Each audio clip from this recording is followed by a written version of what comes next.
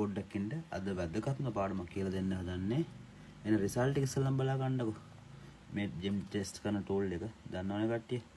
මේක මම සාමාන්‍ය තිරුවනකලකුයි ජෙම් එකේ කොහොමද අයිඩෙන්ටිෆයි කරන්න කියලා සම්පූර්ණ පැහැදිලි විස්තරයක් දෙන්න හදන්නේ. කවුරු ස්කිප් කරන්න නැතුව බලා ගන්න. ජෙම් ගෙන හොයන කට්ටිය, ඉන්ට්‍රස්ට් තියෙන කට්ටිය, මේ ෆීල්ඩ් එකට එන්න කට්ටිය තිරුවනකලකුයි මේ මැනික් ගලකුයි කොහොමද අඳුනගන්නේ කියන එක තමයි දැන් මේ කියන්න හදන්නේ. පොඩ්ඩක් බලා ගන්න මේ ටෙස්ට් එකෙන් අපි මේ ජෙම් එකකුයි මේ තිරුවනකලකුයි ටෙස්ට් කරන්න හැටි දැන් මම කියලා දෙන්නම් කොහොමද තිරුවාන එකක් තියෙන්නේ කොහොමද ජෙම් එකක් තියෙන්නේ කියලා. මේ අටට වඩා මේ අටට උඩින් ගිහිල්ලා මෙයා පීප්ස් එකක් දැවුනොත් ඒක ජෙම් එකක්. හතරට තියා ගන්න ඕනේ. හරිද? 7 6 5 ඒ අතර තියෙනවා නම් ඒක තිරුවානගලක් නේ. හරි පොඩ්ඩක් බලා ගන්නකො. පොඩි අයිඩියා ගන්න මේ සෑහෙන අවබෝධයක් ගන්න පුළුවන් ඈ.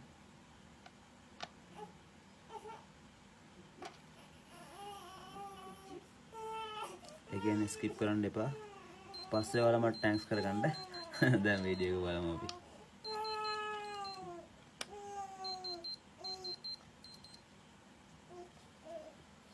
right. එතකොට මෙන්න ටූල් එක චෙක් කළා. මෙන්න මේවා ඩිටෙක්ට් වෙන්නේ නැහැ. හරිද? මේවා ඩිටෙක්ට් වෙනවා. හරි. දැන් එනම් මම කියලා දෙන්නම්. මොකද්ද මේකේ හැංගිච්ච රහස ගොඩක් කට්ටිය කියලා දෙන්නේ නැහැ. හරිද? නිකන් හම්බෙන එක ඉගෙන ගන්න කට්ටිය පහසුවෙන් කොහොමද මැනික් ගලක් හඳුනගන්නේ කියලා මම කියලා දෙන්නම්. හරි. මේ මැනිකක් මේ හොයා ගන්න හදන්නේ. ක්වාට්ස් කියන්නේ තිරුවාන. හරිද? කොරන්ඩම් කියන්නේ සැපය. රූබි ඒ කියන්නේ yellow sapphire, blue sapphire, pink sapphire. ඉතින් ඒ වගේ sapphire family එක තමයි corundum family එක කියලා කියන්නේ.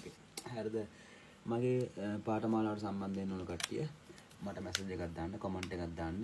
yes I want කියලා. හරි. මම මගේ නම එක ලියන්න. WhatsApp හරහා සම්බන්ධ වෙන්න.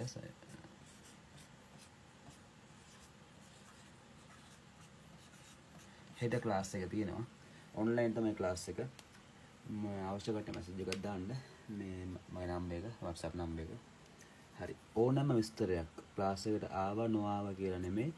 ඕනම විස්තරයක් ගල් සම්බන්ධ, ස්පටික සම්බන්ධව ඕනෑම විග්‍රහයක්, ඕනෑම අවුල් සාවර්තනක් මම කියලා දෙනවා. කිසිම අය කිරීමකින් තොරව. ඔයාලට අරන් එන්න පුළුවන්. ඕනම වෙලාවකට මට WhatsApp මැසේජ් එකක් දාන්න. බිසි වුණොත් ගණන් ගන්න එපා. මම අනිවාර්යෙන් රෙස්පොන්ස් කරනවා. හරි. එහෙනම් අපි ඉගෙන ගමු. මම පෙන්නන්න ගල් ටික මේ අසන ගල් ටික ගන්න එපා. බලලා යන්න මේ ක්වාට්ස් පලිඟු කියන්නේ. හරිද? එතකොට කොහොමද මේ සෆාය හැදෙන්නේ? මේ දැක්කද? බැරල් හැඩයට. එතකොට යාගේ 6 පට්ටමක් තියෙනවා. මම වෙලසන වීඩියෝ වලින් කියලා තියෙනවා. පට්ටම් 6 කොහොමද අපි අයිඩෙන්ටිෆයි කරන්න දැක්කද? මෙන්න මේ විදිහට තියෙන්න ඕනේ. මේක තමයි මෙයාගේ හැඩය. අර එක හැඩය දැක්කනේ අපි. හරි. මුලින්ම මම විස්තරය කරන්නම්. එතකොට ඉගෙන ගන්න කට්ටියට වැඩේ පහසු වෙයි. එහෙනම් සම්පූර්ණයෙන්ම වීඩියෝ එක බලන්න කියලා මම ආරාධනා කරනවා. හරි. ඕකේ. දැන් මම කියලා දෙන්නම් ක්වාට්ස් කියන්නේ මොනවද? සාමාන්‍ය තිරුවාන ගලක් කියන්නේ මොනවද?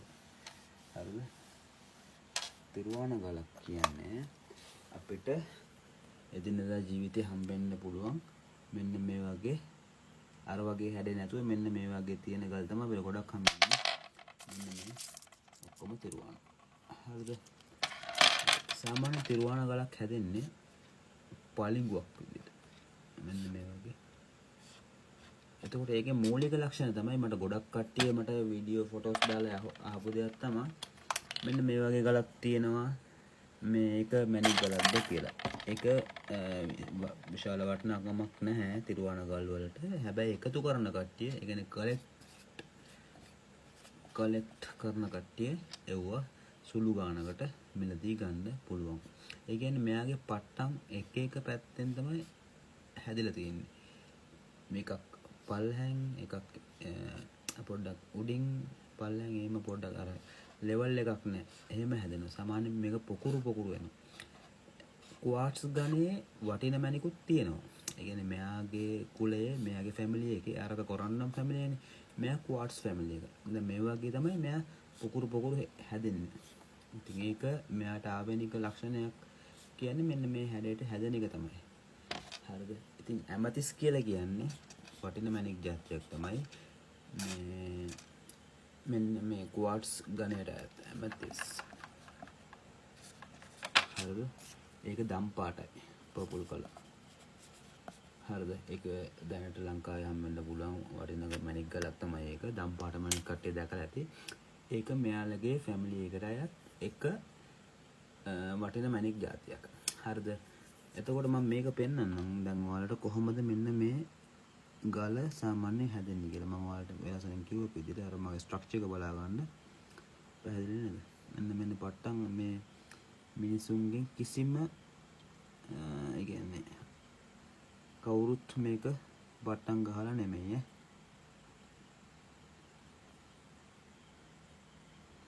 පැහැදිලි කියලා හිතනවා මම වීඩියෝ එක. දැක්කද? මෙන්න මේක තමයි ක්වාට්ස් කියන්නේ. ඔයාලට හොඳ අවබෝධයක් ලැබෙන්න ඇති කියලා මම හිතනවා. මෙන්න බලන්න. හරි. එතකොට තව තියෙනවා.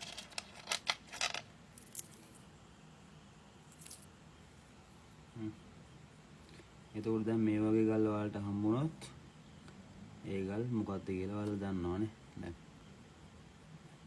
ඒකේ මූලික ලක්ෂණයක් තමයි මට කියන්නේ. එයාගේ මෙන්න මේ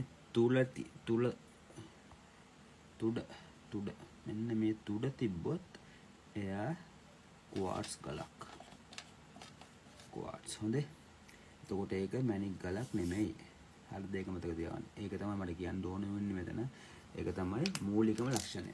එතකොට ක්වාට්ස් ඉගෙන ගත්තා. හරිද? මගේ පාඨමාලාවේ සම්පූර්ණ විග්‍රහයක් මම කරනවා. අවශ්‍ය කට්ටියට සහභාගී වෙන්න පුළුවන්. මම විද්‍යාත්මක කරුණු බොහෝ දුරට යූස් කරනවා. අඩුයි. මොකද සාමාන්‍යයෙන් අපි වගේ කට්ටිය